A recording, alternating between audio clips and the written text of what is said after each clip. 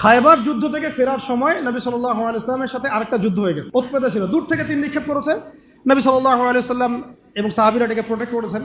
এর মধ্যে একটা তীর এসে আল্লাহ নবী সাল্লাল্লাহু আলাইহি ওয়াসাল্লামের এই যে খাদেম, একটা খাদেম, সম্ভবত তার নাম মিদআম, কি নাম, এই মিদআমের বুকে এসে লাগে এবং সে মারা যায়।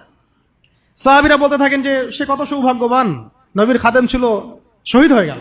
নবীজি বলছেন না, বরং আমি ওকে জাহান্নামে দেখতেছি, নাউযুবিল্লাহ। তখন সাহাবীরা অবাক হয়ে জিজ্ঞাসা করলেন যে এটার পিছনে কারণ কি? নবী সাল্লাল্লাহু আলাইহি ওয়াসাল্লাম বলেন, খায়বার যুদ্ধের গনিমত থেকে একটা চাদর না বলে নিয়েছিল এই কারণে। খায়বার যুদ্ধের গনিমত থেকে একটা চাদর না বলে নেয়ার কারণে এই অবস্থা হয়েছে।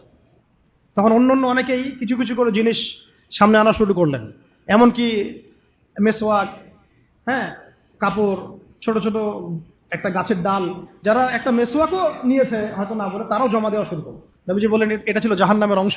এখন বলেন, তাহলে যদি গন্তব্য উদ্দেশ্য আল্লাহ সন্তুষ্টি না হয়, তাহলে অনেক সময় অনেক ত্যাগেরও মূল্য পাওয়া যায় না।